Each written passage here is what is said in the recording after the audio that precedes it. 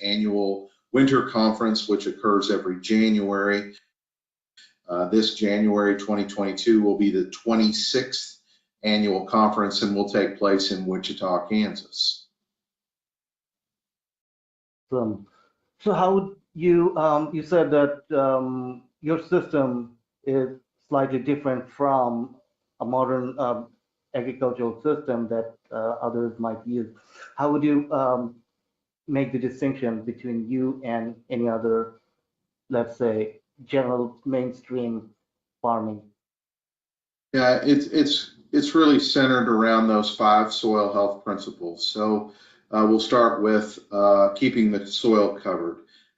So what we want to see is a 70% or greater percent of the soil covered at any given time of the year, and that's done primarily through two things. One is crop residues that are left after harvest, and then secondly would be the addition of cover crops during those periods when cash crops aren't grown.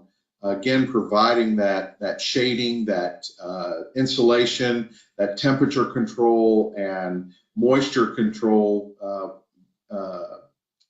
in those times where typically a producer would be fallow. So trying to have something out there covering the soil, keeping it protected. Secondly would be keeping a living root in the soil for as many days as possible.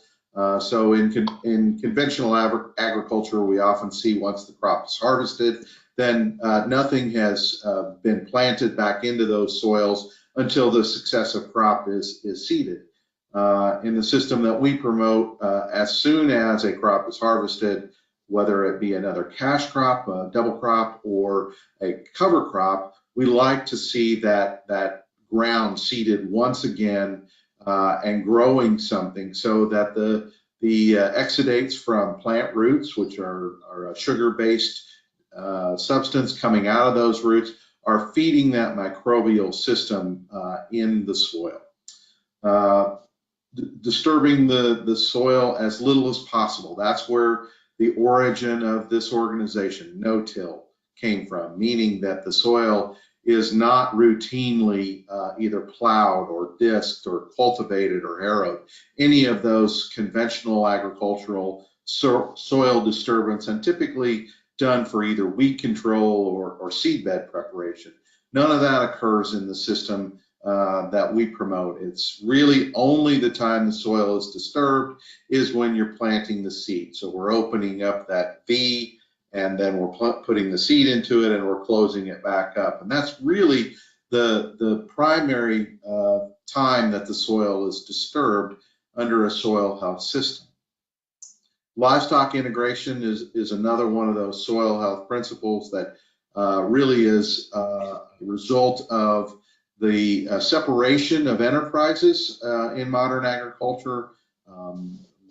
When we were younger people and in our grandfathers, the livestock were a major part of the cropping fields. So they were allowed to graze, they were allowed to defecate, they were allowed to urinate on those fields. And as the separation of those enterprises, the livestock were removed from the landscape, we didn't get the benefit of that grazing, we didn't get the benefit of the manures and the urines. And so integrating those animals back into the system, just as we would see in a natural ecosystem, is just another one of those soil health principles, and returning the soil back to a more natural operating system. So really, it's all centered around those 5 soil health principles. Awesome. I think with us, Wayne, can you?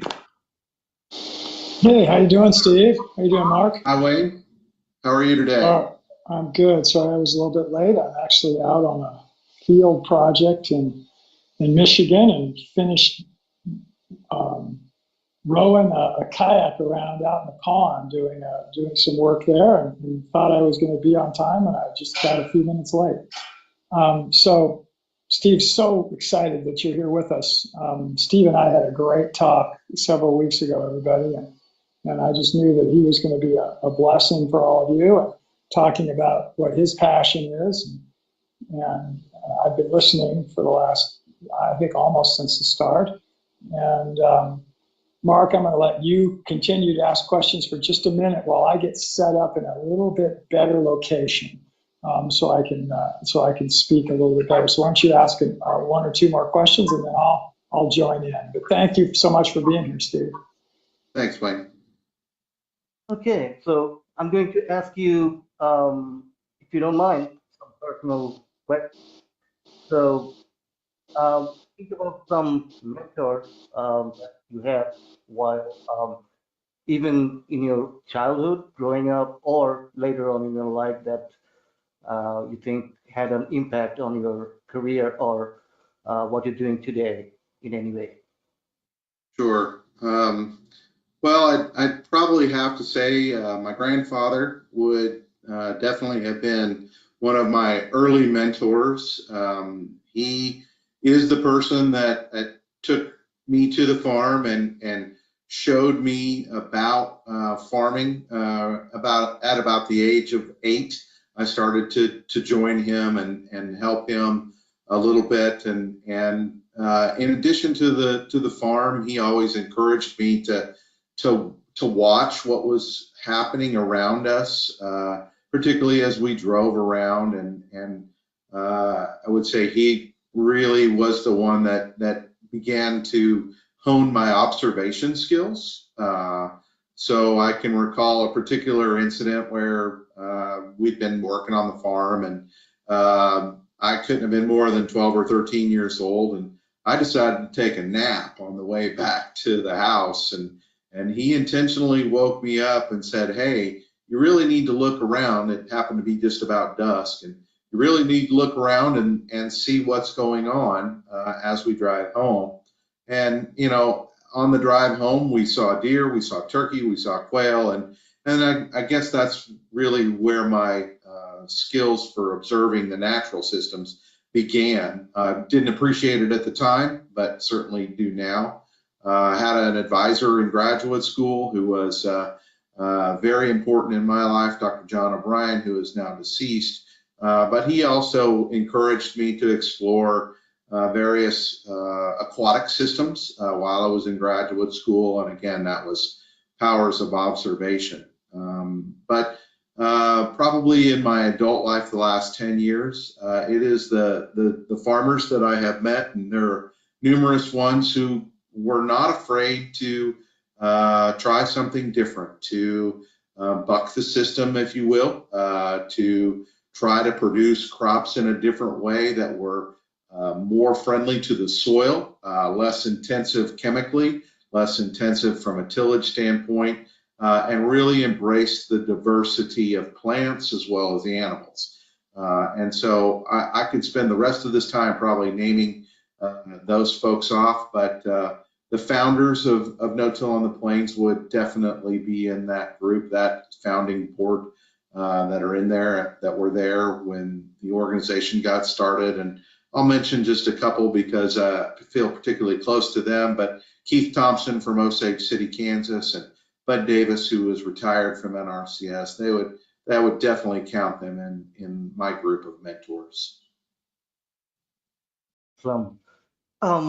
Okay, so now, is there a book that you're reading right now that you would recommend to our audience, or something that you're reading right now that you really think it's good?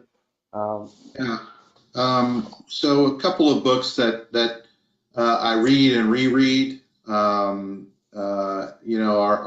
fairly important to me, and they're not necessarily current books, but are something that everyone should read, and that would be Aldo Leopold's book. All of us who are in the natural systems of management and those that want to be observers of nature, that is a seminal book for certain. I would also say books like Dirt by David Montgomery are ones that people should always read. But honestly, we're in gardening season, so my book reading is a little less than it would be in the winter. And I did a lot of reading during the pandemic, so right now I really haven't started anything new. But yeah, I would definitely read any of the books by David Montgomery or Aldo Leopold. All right. Okay, so I see that Wayne is back on. Wayne, yeah, he's back on, so he might have some questions for you. Yeah, I do. I appreciate you guys. Just those are great questions, are ones that I always ask. Let's go back to the founders of No.Till. Give us a story that you have about any of them that's either funny or insightful or something that you remember that's just kind of a cool story. Sure. So I've not been with the organization since its inception. Just the last 8 years have I been here. But the two guys that I mentioned, Bud Davis and Keith Thompson, have both relayed this story to me, and I can see it in my mind's eye as it happened. So they were on Keith Thompson's farm, and they were digging in the soil, and they were below the residue level. And as they dug, they saw something they had not seen before. Keith had been in the no-till system for 10 or 15 years and was beginning some cover crops, but there was a white substance below the soil, and it ended up that it was mycorrhizal fungi. And Bud Davis was very excited about it, and Keith didn't even really know what it was at the time. And so that's a great story. But I think the thing that sticks with me the most is anytime you put the shovel in either a child or an adult's hand, and the first time they come up with a shovel full of soil and it's teeming with life, whether that be earthworms or springtails or other macroinvertebrates that you find in the soil, there's always this look of amazement on their face of, I didn't really realize how much was going on down there. And our traditional agriculture has really minimized the value of those microbial and macroinvertebrate communities to the soil. And it's really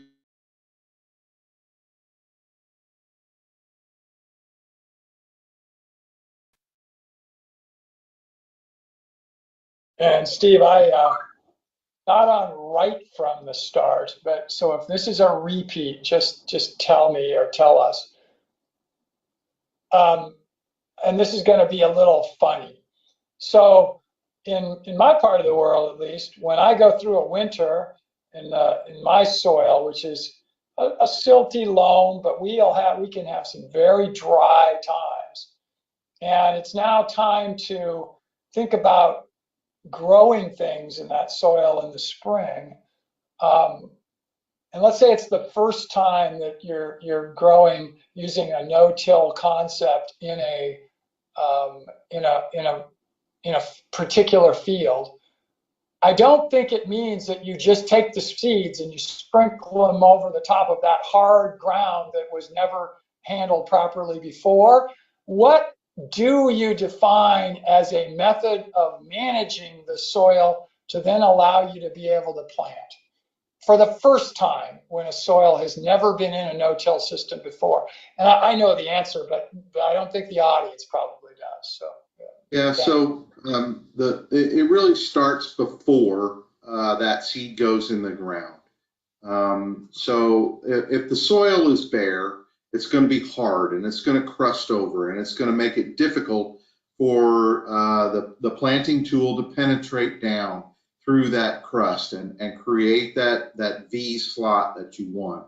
And so the season prior to converting to a no-till seeding methodology, we really want that field to have maintained the residue from the previous crop, meaning that it was not tilled, meaning that it wasn't turned over, whether that be a wheat crop or a corn crop or whatever it was, leave that standing residue there. and if at all possible, get something growing out there as soon as possible. It could be grazed, it could be just a cover crop to keep that living root.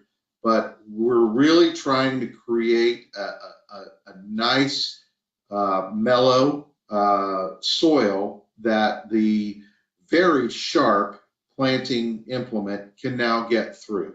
And so you will typically, with a planting tool of a small grain, you will have two discs. They will be at an angle and they will be very sharp. And that's very important that they be able to penetrate through the soil as well as the residues that are left there. And they are creating a very clean cut through that soil. And now that seed is placed down at the bottom of that V groove. And behind it, there's an implement that is crumbling that soil back over that seed. It's not packing it down. It's just lightly crumbling it over that seed. And you hope that you don't get side smear, because that creates compaction. And when I say side smear, that the side of that V notch is not smeared from that disc opener. It is just cut.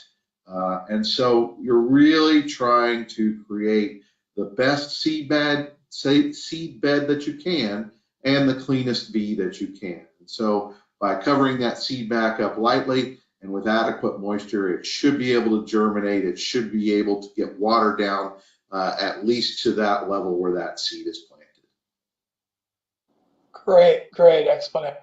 Really good. Mark, by the way, I won't be able to see them. So if you see audience questions that you want to throw in at any time, go ahead and do that.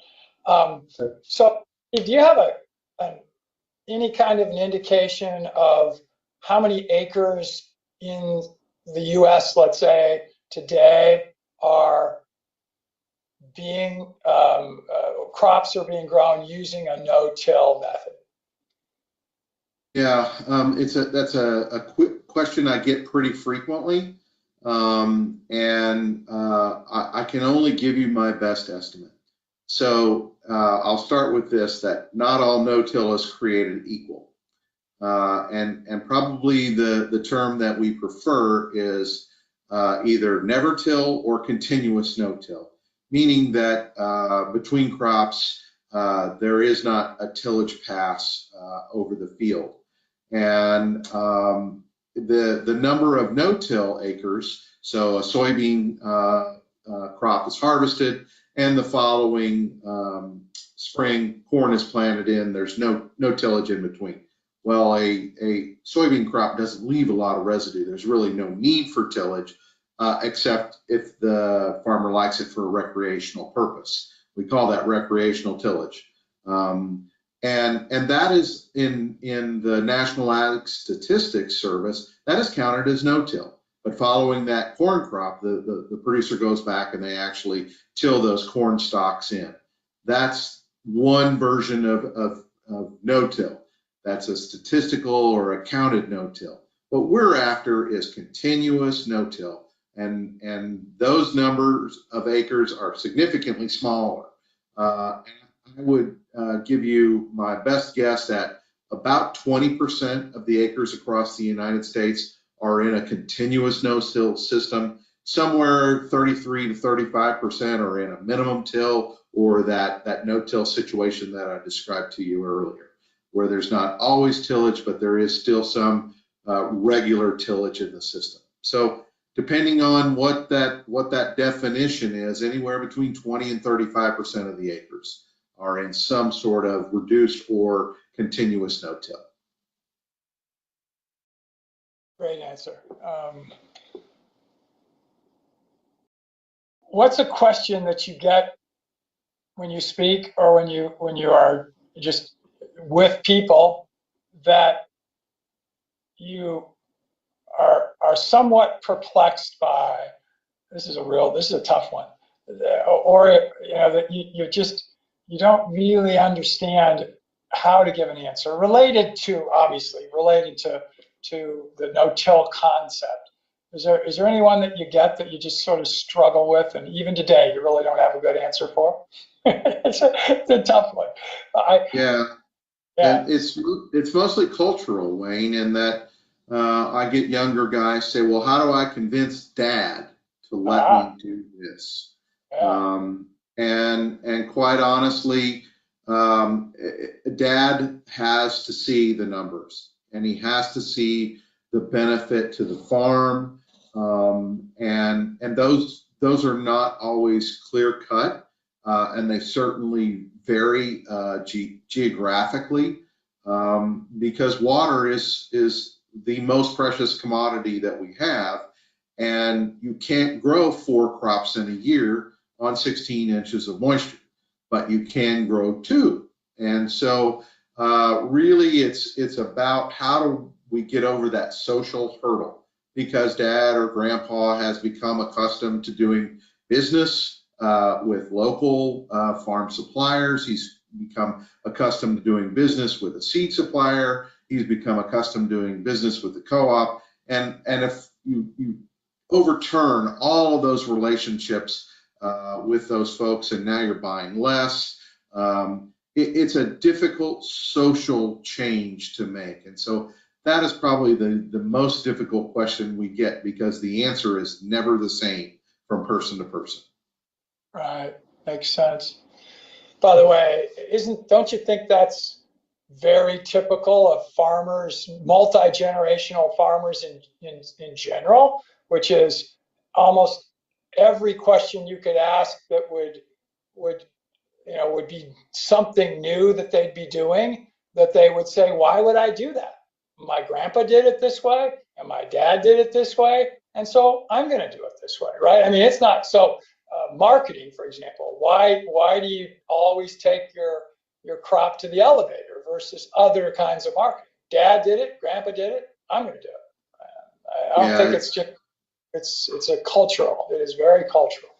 It's very much that way, and the ag policy that exists really makes it difficult to change some of those things.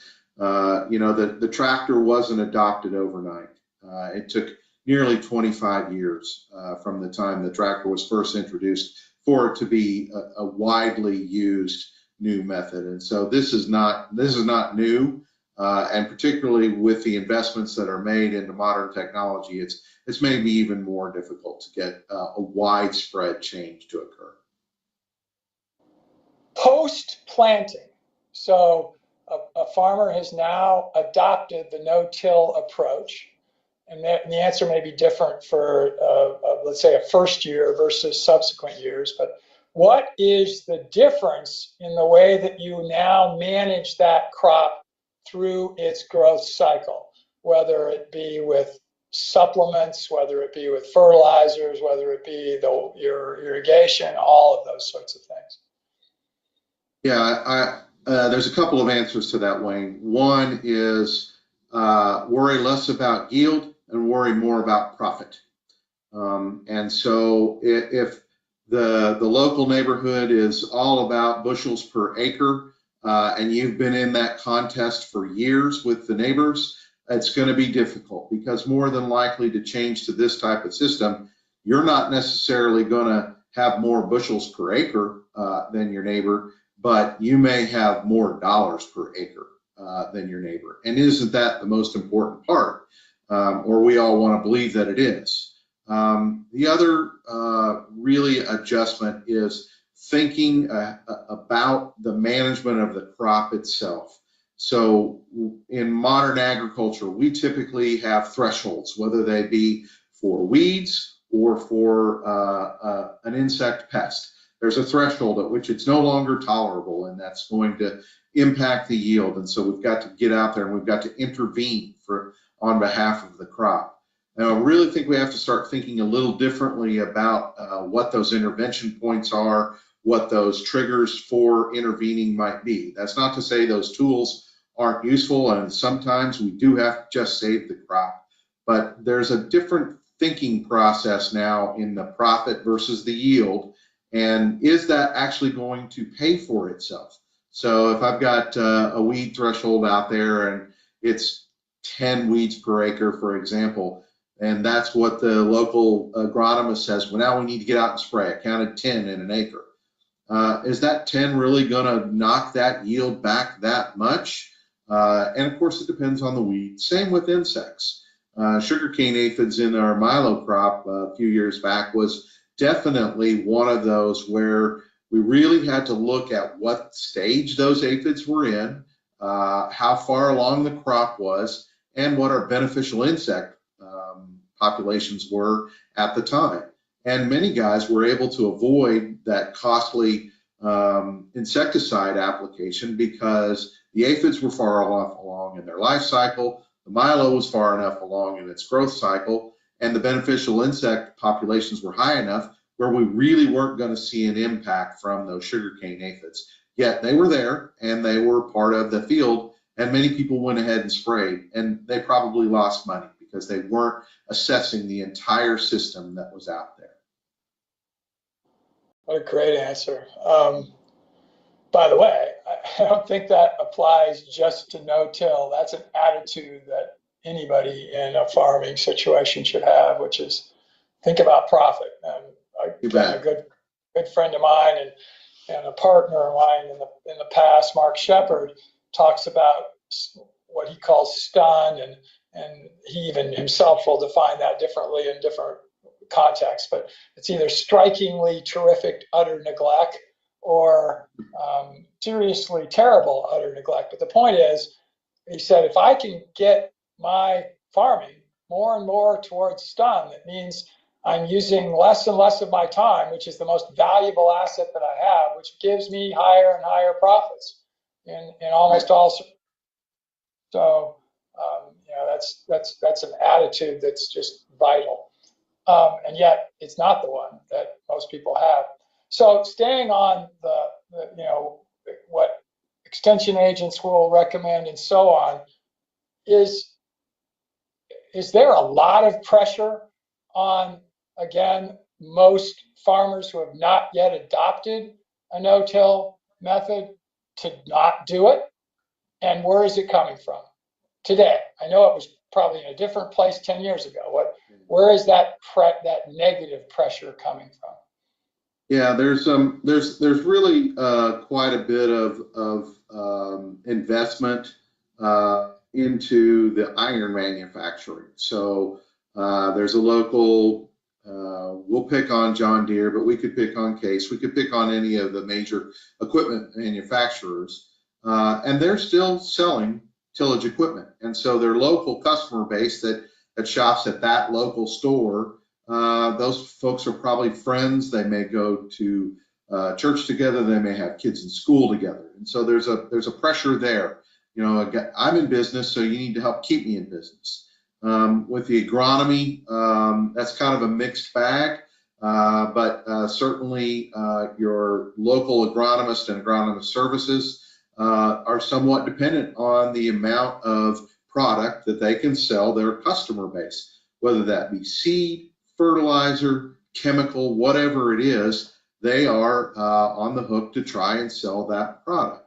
Now, counter to that is they can also sell cover crop seed, and they can sell other diverse crops that aren't in our mainstream set of crops that are grown here, at least in the Plains region.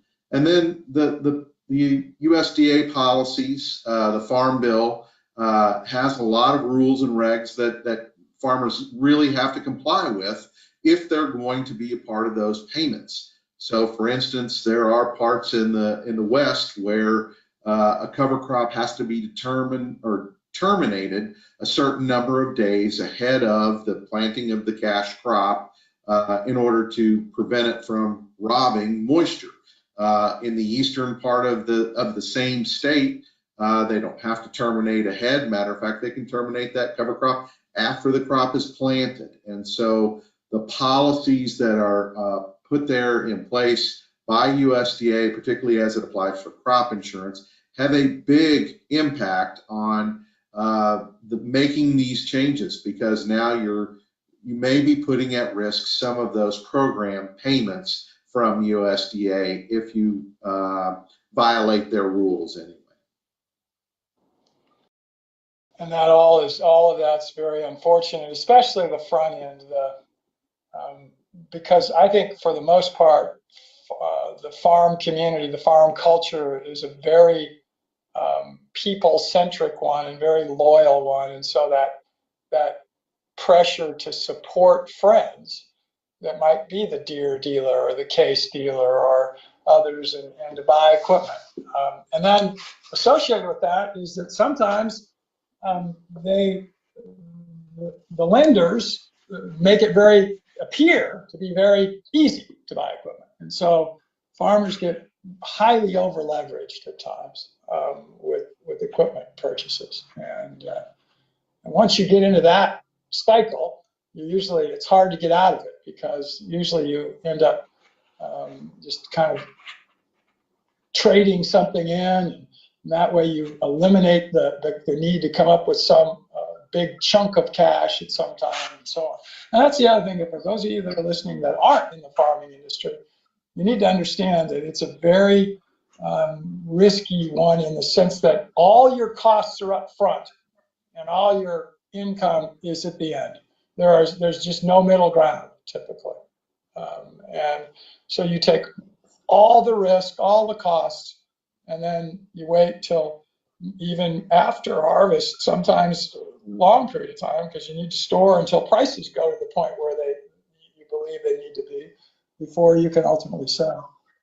So anyway, that's not something that is the case in very many businesses, and that's a long period of time. It's a 90-day period at the minimum, and 6 months or more on average. So cash flow. You mentioned landlords, and that's another negative pressure, quite honestly. Landlords who may or may not have been attached to the land through a previous generation, or may have been, but no longer live close to that piece of property. Most of our farmers are dealing with multiple landlords, and each one of them has their own expectations of either a payment related to the production on that land. It can be a crop share or a cash rent, or they have a particular way that they want that land managed, and if that's how their grandfather's grandfather did it, it's probably going to be very intense in tillage and not very diverse in the number of crops that were raised. And so farmers must work through those relationships with those landlords. And I'll point to a spot on our website, a video series we did with Ryan Spear, and how he works with landlords to try and help them understand how soil health can improve not only their property, but also their bottom line. And he shares the risk with them. And so, landlords are another big influence within decision making in the agricultural community. Tell us again about your live conference. And again, because we've went through a year here where the pandemic wiped out most live conferences in the last year, and now we're moving ahead to where it looks like conferences are all going to be starting again. Tell us about the conference, a little bit maybe about costs, if they're lodging right there, if people come, and so on. Sure. Let's a little bit more of a plug-in for that, if we could. Sure. So our 2022 conference will take place in Wichita, Kansas. It will be pre-conference workshops on January 24th. And so there will be 2 workshops that day. One is sort of just basics of soil health, all-day workshop. The other one is advanced concepts in soil health, again, an all-day workshop. The 2-day regular conference will be January 25th and 26th. Each day we'll have a general session where we'll open up the day with a couple of inspirational and educational speakers. One of them is going to talk about mental health aspects of farming and the things that changed his life and how he turned to soil health to help his mental part of daily life. And that's Ben Taylor Davies. The second general speaker, Erin Martin, she's a gerontologist, and she's going to talk to us about how soil health and food quality can help with the aging process. One of the things that really struck me about her is some studies that she looked at that said the pockets of 100-year-old people have one thing in common. They eat naturally grown foods and they exercise. And so food as medicine is kind of the theme there. Each one of those days will also have multiple breakout sessions where we'll have mostly producer speakers. Agricultural producers will make up most of our speakers, and each one of them will have hour-long breakout sessions. We'll also have several producer panels. One of the topics is going to be cover crops in an arid region and cover crops in a moisture-rich region. Livestock integration is going to be another one of our panels, and so that will occur on January 25th and 26th. The cost is $225 for those 2 days, and you can actually combine those with a pre-conference workshop and get a discount. We will have the conference at the Wichita Marriott. There is about a couple hundred rooms there, but there are lots of hotels locally right there within walking distance of that Marriott. So you can come, you can park, and you won't ever have to leave if you don't want to. We'll have lots of networking opportunities for you and our speakers, as well as other producers from around the country and the world to interact with one another in a social setting as well. So again, January 24th through 26th, 2022 in Wichita, Kansas. By the way, everybody, that's a bargain price for a 2-day conference, and anything in the, I'll just broadly call it the alternative ag industry. So that's a bargain. And at the end, Steve talked about what I think a lot of people see as the most valuable thing for conferences, which is networking, and especially if you're new to this. You'll get so much out of just having the ability to talk to other people who are already doing it, and hopefully from wherever they're from is near where you're from, and or similar situations that you would have in terms of your climate, probably, or your rainfall more than anything. Steve, what you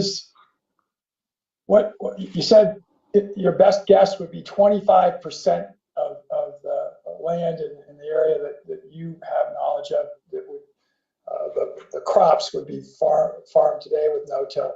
What would be a goal for 5 years from now, and let's say 10 years from now, for that number to go to? And what's going to have to happen to be able to reach those goals? Yeah, I'd say 5 years from now, if we could inch that number up 15%, that would be a really good achievement. 10 years from now, I'd like to see more than 50% of the acres in crop production and vegetable production be in a continuous soil health system. The things that are going to happen is it's going to be driven by consumers. There's going to have to be a desire and a market for foods grown in that system, so that premiums can be desirable and available to those producers. Farmers, growers are businessmen, and so they have to have a competitive advantage to make some of these changes. And so motivating them by offering the opportunity for them to make a little bit more money for the investment and particularly for the risk is going to be a big part of that. Addressing some of the USDA policies has to be a part of this.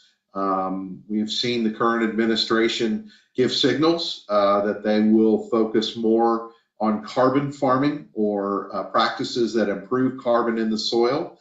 That is a big part of what happens in a soil health system, is that there's addition of carbon through organic matter, and there's not a release of that same carbon through tillage.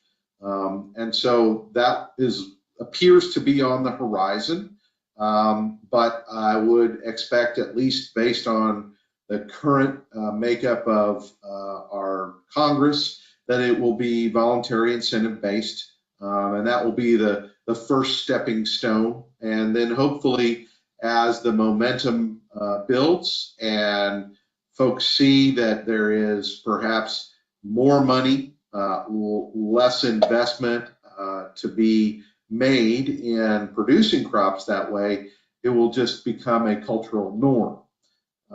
That seems to be the best method to get the agricultural community to change, is making it a cultural norm, not through a top-down carrot and stick approach. And so it does take time, and more producers will adopt it as those premiums are made available, and some of those negative forces are either removed or certainly loosened just a little bit.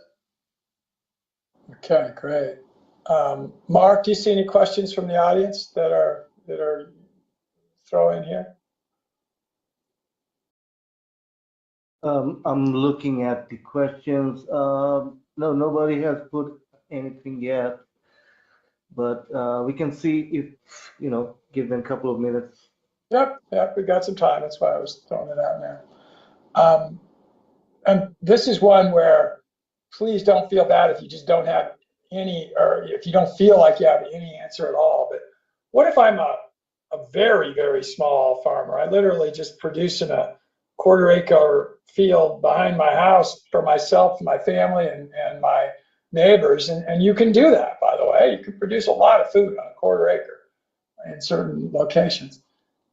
What would be a tool that you'd use for no-till? Because obviously you're not going to use a disc that, no matter how sharp, because it's too big, to be using in your back, in that very small size that you'd be working with. Is there any tools that you can help people to know about? And again, if that's just not an area that you cover, just say that. No, actually I do that on my own, Wayne. My garden is quite large, and I try to practice what I preach. And there are some things that I do that anybody could do. One is keeping that living root growing. So if your 20 by 10 garden plot, or your bigger than that quarter-acre garden plot, is going into a winter period where you're not going to be growing anything, find a winter hardy grass, a wheat, a rye, barley, and plant that. Keep that soil fed during that cold period of the year, and then when it comes to spring, there's already something growing there, and so you can then utilize that in your spring planting as well. So you can roll that cover crop down, you let it get a stem on it, and almost start to form a seed head, or even form a seed head, and then you can break that stem, and that will terminate that plant. And you can do that without tillage, and you can do that without a chemical application. And so that's two fairly easy things that most people can do that will have an immediate impact on their soil and likely improve their garden. It will take a little practice. It takes a little management. I plant that kind of thing more in strips than I do across the entire garden. But keeping something growing is probably the most important thing that a home gardener and a home food producer can do. Even if you don't intend to eat it, keep something growing out there. What a great description there. That's awesome. Let's see. What would you say is the best way that non-farmers out there, totally urban folks, maybe they're using, aquaponic systems on their porches, or they've got something in their windowsill, can do to help? Because I've heard you mention USDA a number of times, and haven't said it in a real positive way, that their influence has been somewhat negative. What can non-farmers do to help here? Yeah, so I think the one thing that they can do is to educate themselves about what is healthy soil. Even on their lawn, it's important that they have healthy soil. Understanding that growing something in a monoculture, so the manicured lawns that we see in our urban neighborhoods, that's not necessarily the best thing for your soil. It may be the best thing to sell your house with, but it's probably not the best for your soil.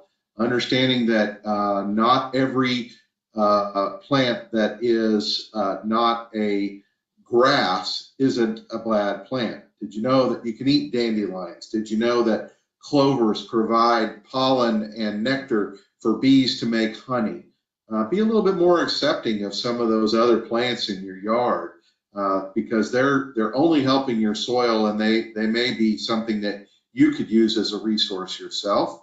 And the other part of that is just understanding how food in the United States is produced and through the process politically, how those policies that are set are voted on. We have a farm bill, and that farm bill is typically authorized every 5 years, and that gives direction to USDA. So you as a voter have an opportunity with your congressmen and your senators to make an impact and say, I would like to see more soil health friendly policy enacted in the next farm bill. It's pretty easy.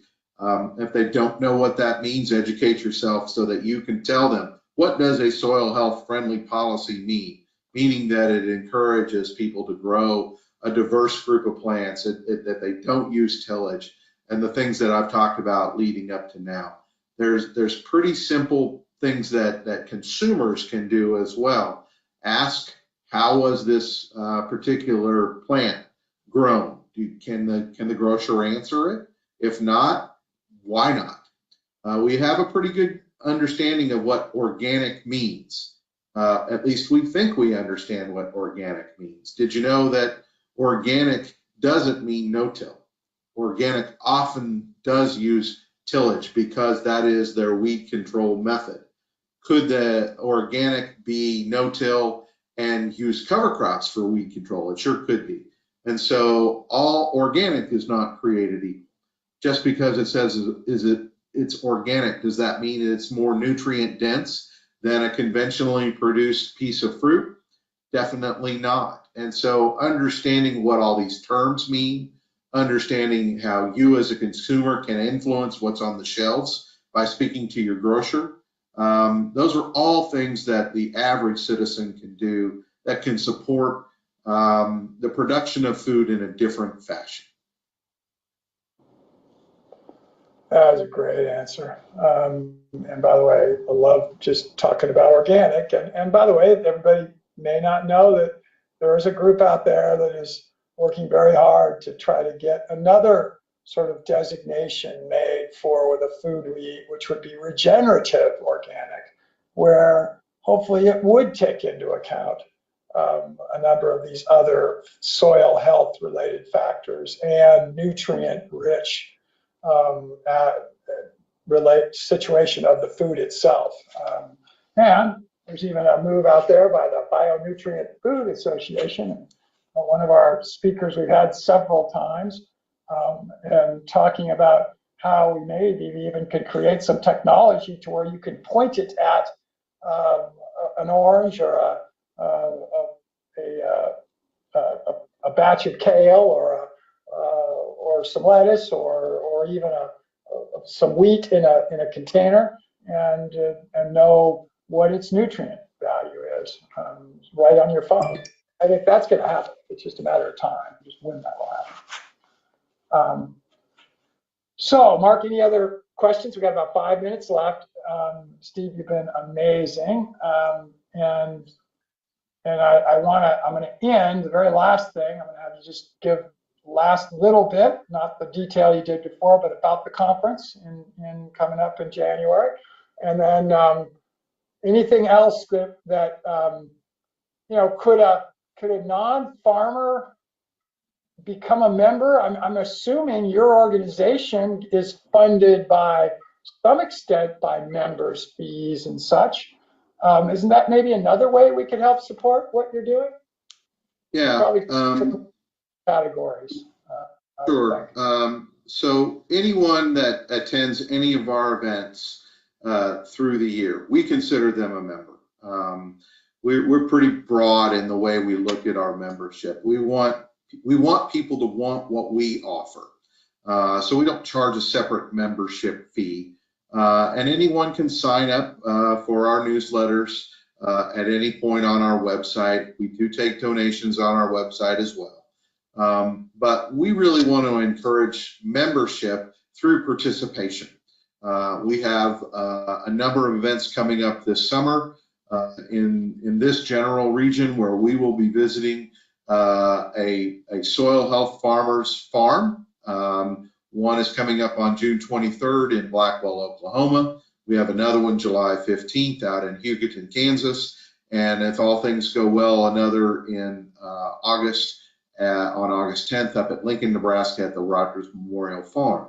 Those are all low-cost events, and anyone is welcome, although we do have some limits, people limits. But that's the way we encourage membership, is participation. And we don't exclude that to just farmers. We have foodies, we have gardeners, we have the media, we have conservation professionals, we have political figures, all invited and come to our events throughout the year. And so it really is a broad base that we try to reach with the information that we can provide.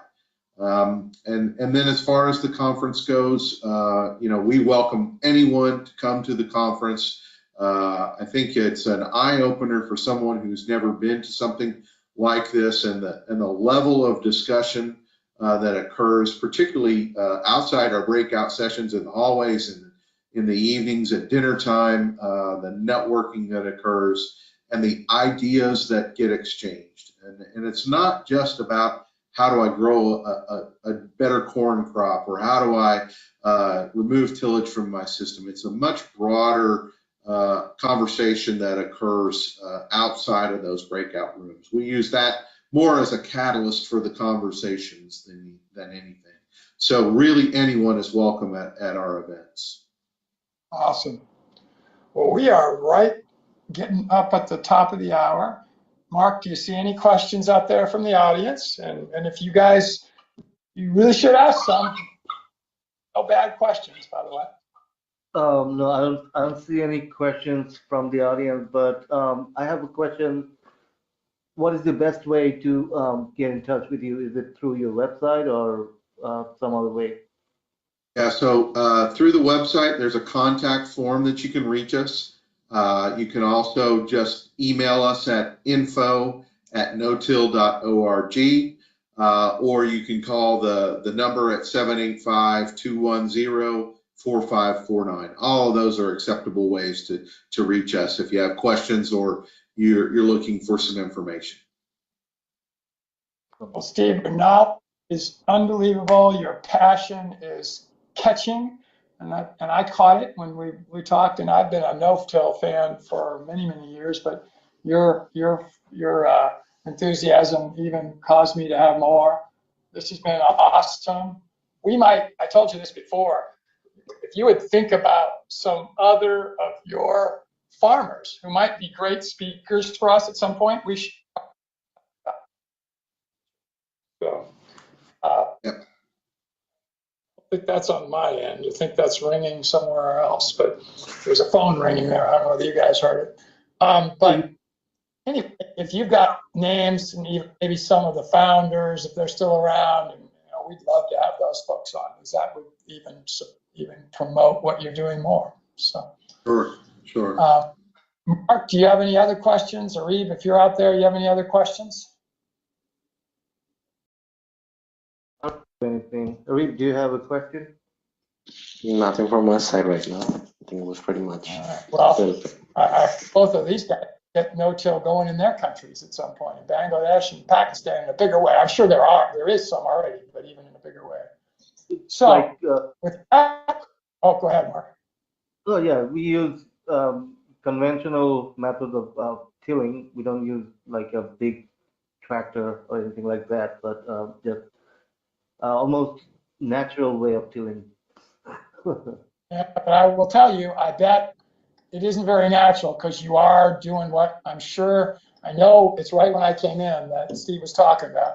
You are turning that soil over. You're taking that dead stuff underneath and pulling it to the top. That is the traditional way of tilling. Right. A So plow. it's not, so anyway, Steve, thanks again. Mark, thank you. Yeah. Audience, thank you. Marie, thank you. And we will probably give it a